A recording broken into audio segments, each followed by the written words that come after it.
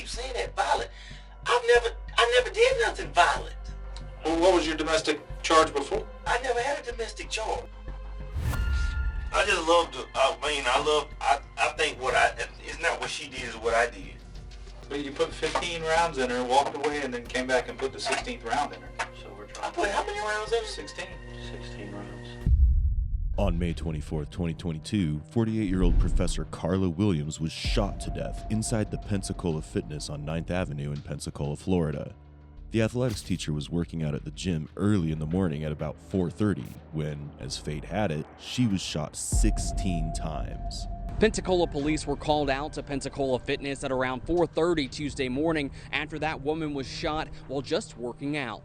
The whole community, especially the people who were right there at the gym, were traumatized. I heard like the first three and I didn't really think anything of it for some reason. I don't know why, because it sounded like a gunshot, but being in the gym, I guess it just didn't register that. If anything, I thought somebody was like messing around behind me. I may have saw like a smoke or something from the gun, or just really saw what was going on. So I took off, and the closest thing was a bathroom. It all seemed grim, but after viewing the CCTV recording of the incident, a suspect was identified. 41-year-old Kenan Farrow was brought into custody soon after. But despite the horrible act he had committed, he wanted to make everything about himself. This is my mindset. I was going through what I was going through. And the last time I worked, we back trucks up and I hit a mailbox. And I normally don't do that. I said that could have been a kid or something. I mean, I just think it's dangerous. With my mind wasn't in the right spot to do what I do. The motive wasn't clear. However, his narcissistic attitude would surface throughout the interrogation. Can I tell you something? Absolutely. Think about this. You giving her all these accolades, all these professor, pretty. Well, she was with me. Does that say something about me? Dude, how many times did I tell you that everyone I spoke to today had nothing but great things to say? Yeah, that's what I'm saying. Carla Williams was an assistant basketball coach and mathematics professor at Pensacola State College at the time she was killed. She had been working at the college for about 24 years and had become a beloved individual in the community. She was well respected, not only as a professor, but also as a person. But behind the success of her professional life, Carla was suffering. Although we do not have the exact information, it can be clearly said that her problems started after getting into a serious relationship with Kenan Farrow. I have no kids, and I wanted kids. I wanted to get married, and she actually said the same thing. She told me that. We wanted to get married. We went down to, we even went to a fertility doctor, seeing if we can have kids and all that. She played like her credit card wouldn't work. Credit card, I said, okay, I got it.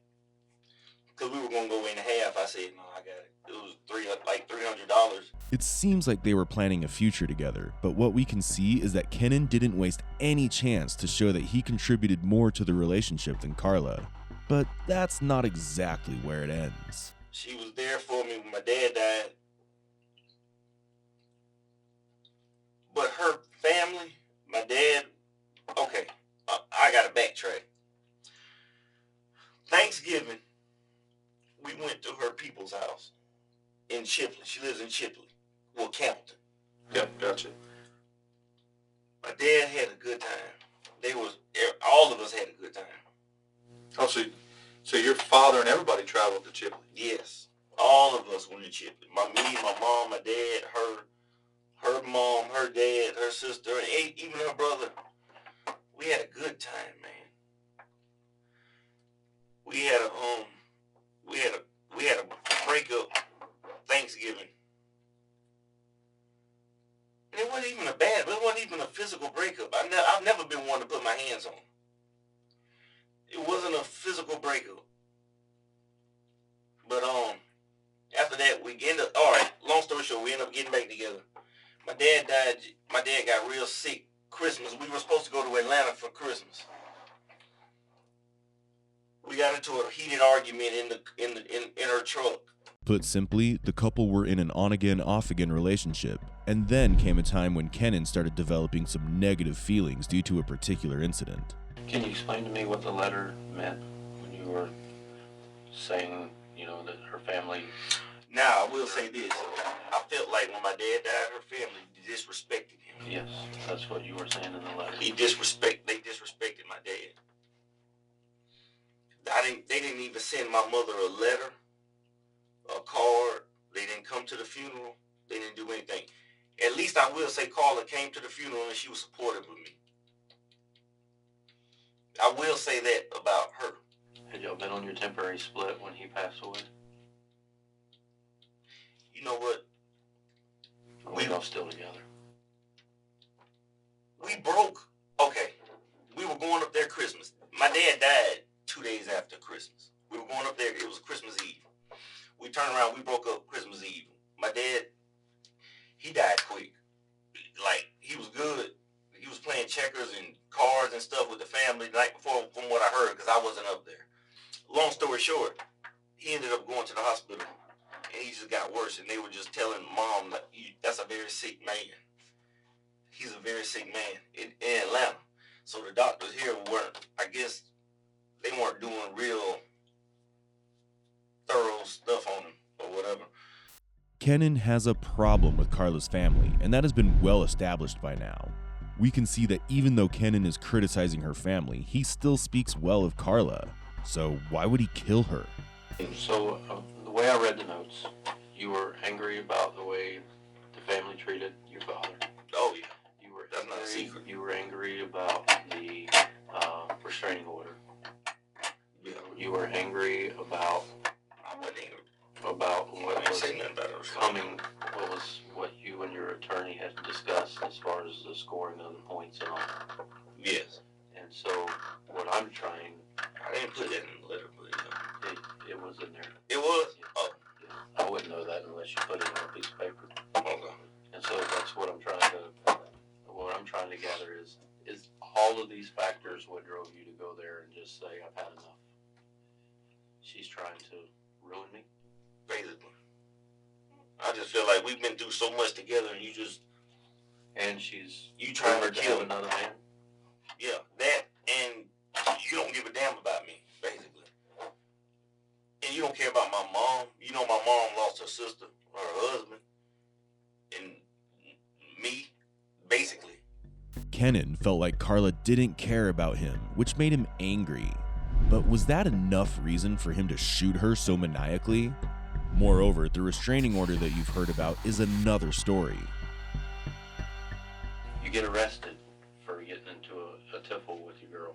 She puts a restraining order on you. You've already done time for having a violation of restraining order. Now she's doing this not violation, but you've already been to jail for this. You didn't want to go back. Kenan has already spent time behind bars because of his actions towards Carla in the past. He was accused of trying to choke Carla and was arrested. What time of the year was it? Was it February or March when you got the charge on her for the strangulation thing? What was when did that happen? It was the last day of February, like February 28th. Is that when you went to jail? I think roughly. So. Wasn't it? Yeah, like February 28th. He was later released with a $25,000 bond. So with this criminal record, it's quite safe to say that Kenan might have premeditated this whole murder. However, Kenan has something else to say. I don't know. I have no earthly idea what I was doing. I was drinking. I didn't even sleep last night. I was just drinking. I was miserable. I was heated. I was literally drinking all night. So was going to the gym early like that something? I always go to the gym at 4:30 in the morning. I've always been doing it. Me and Carla, we used to go together. 4:30 and y'all had together? When we were living together, we used to wake up same time going to the gym about 4 o'clock. Because I had to be to work at 5. I don't bother anybody, man. I don't go around harming people. I don't... Tell me what she did.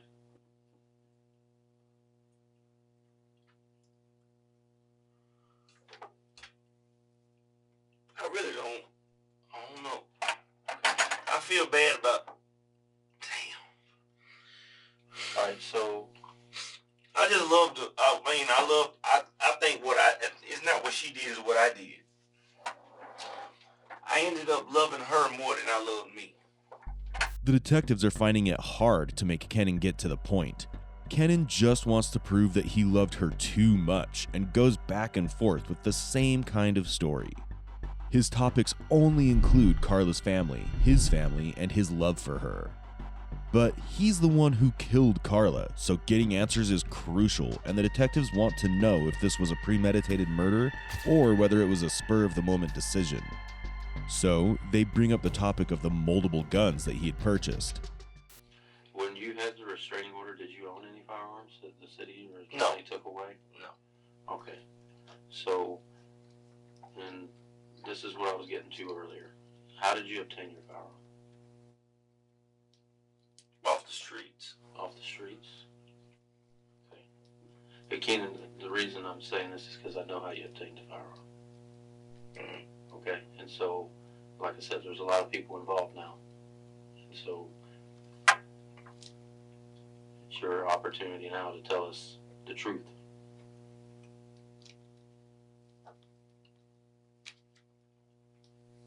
Because we do know the truth. And clearly all we do is run the serial on the firearm. We know who bought the firearm. Mm-hmm. Okay? And we put a connection between that person and you. And that's not the streets. So, you can call it the streets, but when you go to the store with someone, that's not the streets. No, that's not true. Okay. Tell me what's true then. I need you to... He bought it. Okay. Like I told you, my father died. He actually got it. Who is he? That's where I'm going. From my mom. I don't want to say his name. Okay. I'm not. You know we know about the Ruger, right? Mm-hmm. We know about the Glock. Yes. Mm-hmm. We know about the intention to buy another Glock. No, I didn't have no intention about it anymore. As a matter of fact, I was going to get rid of the Ruger. Well, we've had Rep Wesley sitting in the same chair that you're sitting in. Just a few hours ago. Literally before we went up there and saw you at the Circle K. And he saw you. You came to his house today. Yeah. Told you what happened. Told you were like... He said it was like a lot of people in here. Looking for you. Yes. So Said you and his Wesley brother. sat right there in your chair and told us all about how the guns were bought. I went up with him, but with the other guy, no. I didn't go up there with him. Yes. So... You didn't go up there with who? Wesley? I was up there with Wesley. I didn't go up there with the other dude. Who's the other dude? You know his name? Oh, we know who he is. Right now, here's the deal. You're not supposed to have a gun. Okay? Because of what you were going through. All right? So... Even if I had a concealed weapons permit, I'm just asking. Yes, but it was temporarily taken away because of all this stuff she was doing. You weren't supposed to have one. Okay. So, like I said, you unintentionally drawn some people into this that's going to be in some trouble. So, by you discussing it with us, may or may not implicate them as being part of this. And you buy a gun, 2 guns, with help of friends, and all of a sudden she's been shot by you with these guns.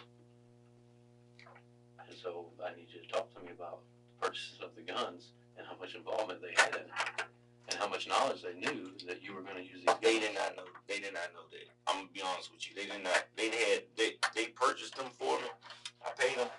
But they did not know anything about that. Damn. That's common sense. If they known I was going to, I'm sure they wouldn't have done it. Kennan is now laughing when speaking about Carla's murder. Well, that shows his love for her. But on the topic of guns, if he didn't buy them to kill Carla, as he said, why did he buy them in the first place? I didn't say anything. I didn't even know. That's what I'm telling you. I did not even know.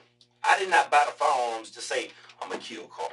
No, God knows that wasn't the reason. The reason was for my mother.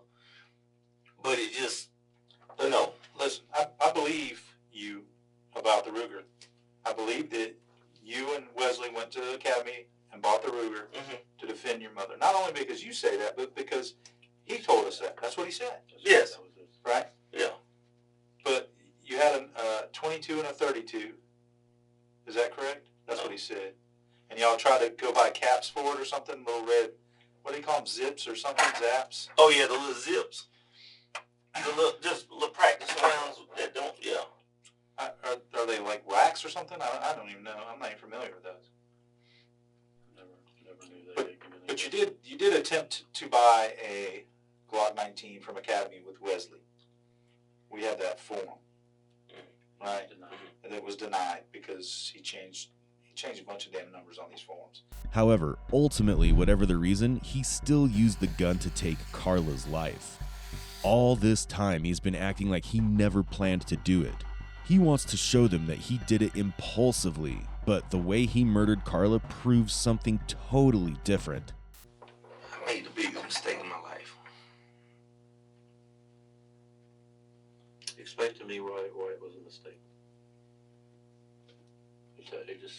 Let's backtrack and go. If you could change today, what's the first thing you would do? What's the first thing you would change? Wouldn't even go to the gym. Okay. Wouldn't even going up there. Let's say you went to the gym. What would you change from the gym? Would you still shot her? That's what I regret. Damn. I can't even, do you hear what you saying to me? No, I'm trying. You said what you was shot her. No. That doesn't even sound normal to me. It isn't normal. It isn't. But it happened. That's what I'm saying. It's not normal. But it happened. But you put 15 rounds in her, walked away, and then came back and put the 16th round in her. So we're trying. I put how many rounds in her? 16. 16 rounds. But literally, you unloaded the firearm, and I guess as you were walking away, you realized there was one more in there. You walked back over to her and put another round in her. That's what the video showed. There were 16 casings found on the ground. You don't remember reload a magazine or anything? No, because you didn't. You I got that gun until it was empty. No, but I mean, once you got... Did I really unload all of them in her? I mean, I assume, was the firearm they got off you in the Can car? I see? Was that the same It's going to be hard. So here's the deal. Can I see the video? Not right now. Okay. But I will tell you this. A lot of times when officers get in shootings, they're asked how many times did you pull the trigger, and they say 1 or 2, and it turns out they shot 10, 12, 13 times. Because after you pull the trigger the first time, you don't remember pulling it the rest of the times. That's possible.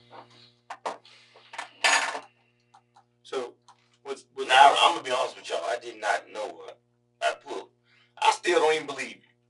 It's hard for me to... I'm not saying you lying. I just can't believe you. Scout's honor. I wouldn't lie to you. I put every round in her? Every round. Yes. You did. So, my question about that is the firearm that they got off you when they stopped you at the Circle K, Is it the same? is it the same gun? It had to be, yeah. Is it a Glock or is it Glock 19. Glock 19? Are you familiar with the magazine? Do you know what size magazine you have? 17. The old 17. It should hold 15, and when the chamber would be 16, but yeah, that's how many casings we found. So that's about right. So Do you remember later pulling the magazine out and going, it's empty? I swear to God, I don't. He acts like he doesn't even remember what he did. It's quite typical for a criminal to display these types of behaviors, but it's not possible to act all the way through. There are always some statements that bring out the truth. Kennan finally starts to speak about things which could possibly give away the motive behind the murder. I don't know, man. I did not plan. My mind was not saying, I'm going to kill you today. No, that was not my mindset. Was your plan Maybe to she... stop her from pursuing this? Because that's the way it reads on the papers. Stop her from doing all this. Basically, I guess. Because that's how it reads, that you were going to stop her from ruining your life. Basically. She wasn't going to ruin your life. I said, Smile with another man. yes, I said, if you read the paperwork, I said we're going to either both win or we're going to both lose. And what does that mean is my question. I was willing to walk away, but she wanted me to. She didn't care care if I went to prison and everything. I wasn't going to go to prison and everything, and she's footloose, fancy free. With another guy. Yes, and living her life, teaching school, being happy. Basically, he was jealous and frustrated to see Carla doing so well without him. He hated seeing her happy, and with all this anger piling up, he finally shot her to death when he could no longer take it anymore. There is no escape for him now, that's for sure. However, he still thinks that he's in the right. But the truth is that he's just a cold-blooded narcissist. She was a good woman. What could we have done differently that would have prevented you from going to that club and that The gym? shooting her? What could I have done as a police officer differently? Because I tried to keep you away from her temporarily. I tried to make sure you didn't have any firearms access to them. What could I have done differently to keep you from going to that gym and shooting her today? I paid for the damages. I paid for the damages that I caused when I threw the brick through the window. And I agree with the restraining order. You stay away, and I'll stay away if you don't want to be with me.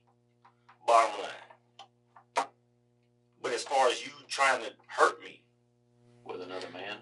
no.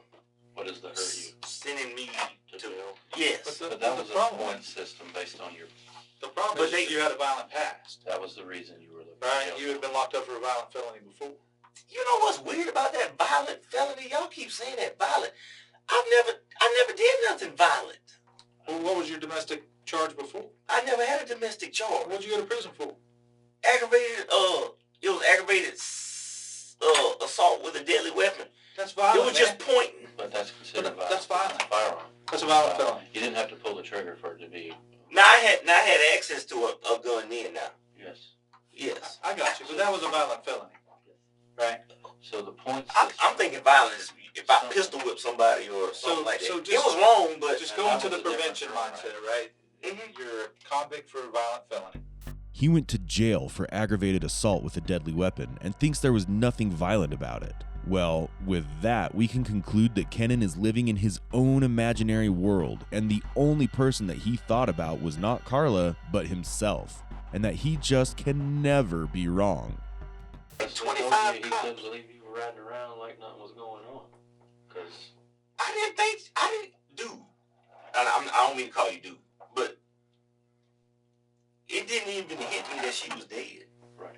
Well, Does that make sense to you? yes, but here's the deal: when you have gangbangers shooting gangbangers in the projects, it doesn't get a lot of news. It gets a little bit.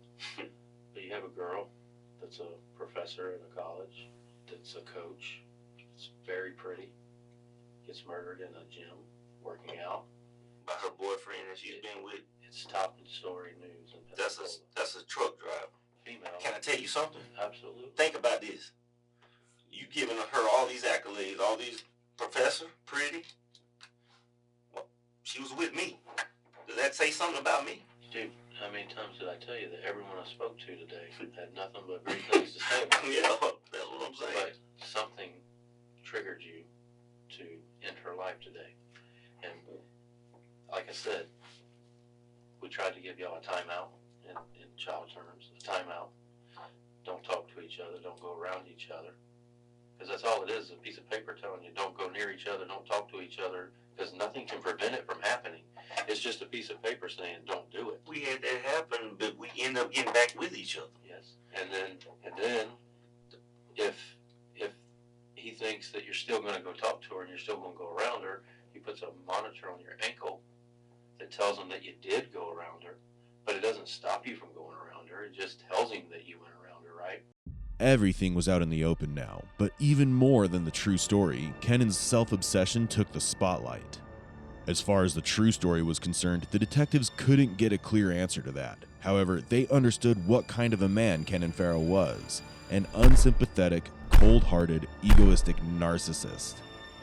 On May 26, 2022, the trial began. All rise. At the hearing Thursday, Barrow's attorney, David Sellers, requested a bond on behalf of his client for several reasons, saying Farrow was not a flight risk and his mother needs help managing her home. As the trial progressed, the defense claimed that Kenan was not fit to stand trial due to his mental illness. the defense stated that Kennan's mental illness requires medical help outside of prison. His mother, Mary Farrow, said, "On June 8, 1982, I did not birth a monster. I brought forth a beautiful baby boy." She told the jury that Kennan was a victim of bipolar personality and mental difficulties. Kennan's defense attorney called Dr. Julie Harper, a licensed psychologist who often performs forensic evaluations for defendants. She explained Mary Farrow's claims, stating Kennan suffers from a chronic mental health condition that would only worsen with age.